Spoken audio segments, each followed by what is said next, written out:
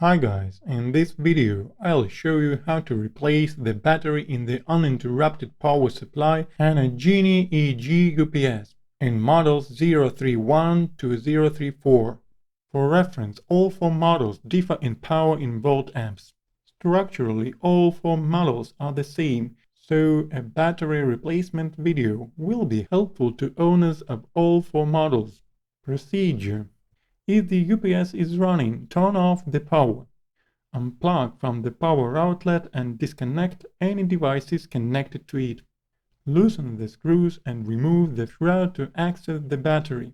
Disconnect the power cords connected to the battery. Do not touch the uninsulated contacts with unprotected hands. Use plastic tweezers if access to the battery terminals is difficult.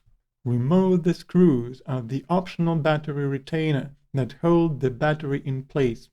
Then remove the old battery from the case. Never touch the battery terminals with your hands. Place the new battery into the housing and secure it.